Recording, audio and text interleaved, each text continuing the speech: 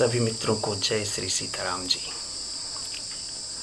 आज कुरुक्षेत्र की भूमि लाल हो चुकी थी।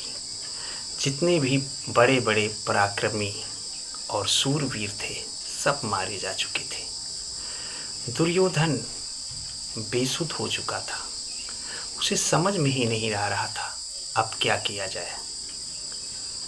तब राजभवन से माता गांधारी के द्वारा उसके पास एक सूचना आती है कि बेटा तुम आके मुझसे मिल लो और मैं जो कह रही हूँ अगर वो उपाय किया जाए तो अब भी ये युद्ध जीता जा सकता है।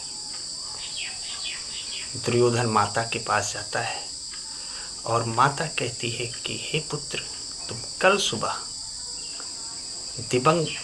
एकदम दिगंबर रूप में हमारे सामने आओ। दिगंबर का अर्थ यहाँ पर आप लोग समझ ही रहे होंगे, एकदम नग्न अवस्था में तुम हमारे सामने आओ। सुबह का समय था। दुर्योधन ने स्नान किया और एकदम नग्न अवस्था में अपनी माता के पास जाने लगा। रास्ते में सब कुछ रचने वाले भगवान श्री कृष्ण जी वो उसके सामने आते हैं।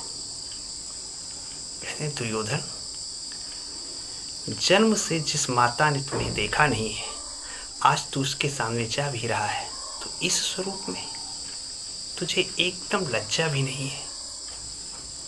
सब कुछ तू हार गया और आज इस रूप में अपनी माँ के पास जा रहा है।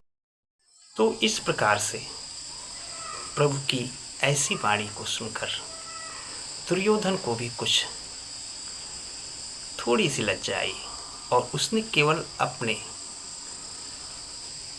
इस भाग को पेड़ की पत्तियों से, केले के पत्ते से ढक लिया। और वो जब गांधारी के सामने पहुंचता है तो गांधारी अपनी आंखों की पट्टी खोलती है और उसे जब देखती है तो कहती है जा, अब तेरा नाश तो निश्चित ही लिखा है, क्योंकि जो ईश्वर ने रच दिया है उसे कोई नहीं काट सकता। और आज वही हुआ।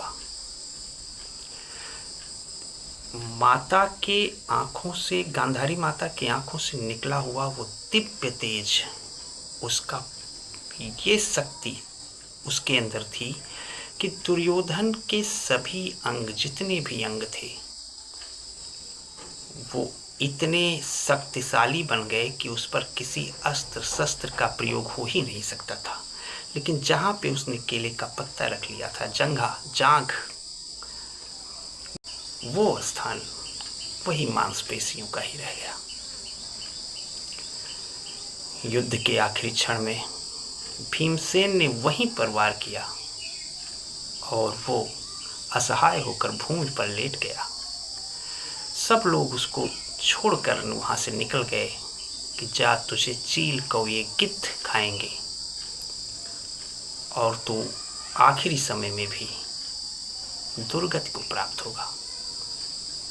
लेकिन उसी समय अश्वत्थामा वहां पे आता है और अश्वत्थामा कहता है कि आप तनिक भी चिंता ना कीजिए, आप आज यहीं पर अंतिम क्षण में मुझे सेनापति नियुक्त कीजिए और मैं उन 5 पांडवों को मार कर ही वापस आऊंगा। रात के समय में अश्वत्थामा जाता है। उसे 5 पांडव तो नहीं मिलते हैं, उनके छोटे छोटे बच्चे सोए हुए थे 5।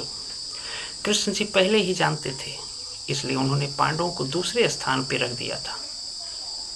वो रात के अंधेरे में जान नहीं पाता है और अश्वत्थामा उन छोटे छोटे बच्चों के सिर को काट देता है। लेकिन जब उजाले में उनको देखता है तो उसके होश उड़ जाते हैं। वो युद्ध क्षेत्र में पुनः वापस आता है और कहता है कि मुझसे बहुत भूल हो गई, मैं पांडवों को तो न मार सका, उनके छोटे बच्चों को मार दिया। दुर्योधन इतना सुनते ही अपने प्राण त्याग देता है और आखिरी समय में कहता है ये तूने क्या किया, वही तो हमारे वंश थे, आखिरी वंश थे, तुमने उनको भी मार दिया, और वो अपने प्राणों को त्याग देता है। जब द्रौपदी को इस बात की जानकारी होती है तो चित्कार करके रोने लगती है।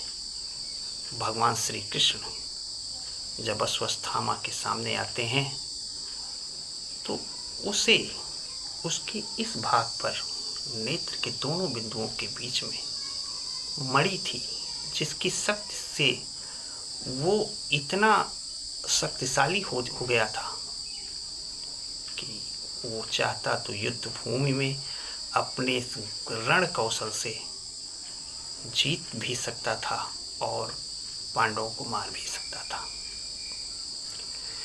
भगवान श्री कृष्ण ने उसकी वो चीज बाणों से निकाल दी। यहाँ से उसके रक्त स्रावित होने लगा, खून बहने लगा। भगवान ने कहा, जाओ, मैं तुम्हें अमरता का वरदान देता हूँ और तुम अब कोटि कोटि समयों तक इस पृथ्वी पर इसी प्रकार से पीड़ा को सहन करते हुए जीवित रहोगे। तो मेरे दोस्तों, जैसी करनी वैसी भरनी, ये जीवन में नहीं भूलना चाहिए। सत्कर्म आपको अच्छे फल निश्चित रूप से देता है। ये कहीं भी ऐसा नहीं है कि कभी हो भी नहीं सकता है कि आप अगर अच्छे कर्म कर रहे हैं तो आपको अच्छी चीज़ें ना प्राप्त हों। दुष्कर्म आपको निश्चित ही दुर्गति की ओर ही ले जाता है। तो मित्रों, मिलते हैं नेक्स्ट वीडियो में। तब तक के लिए जय श्री सीताराम।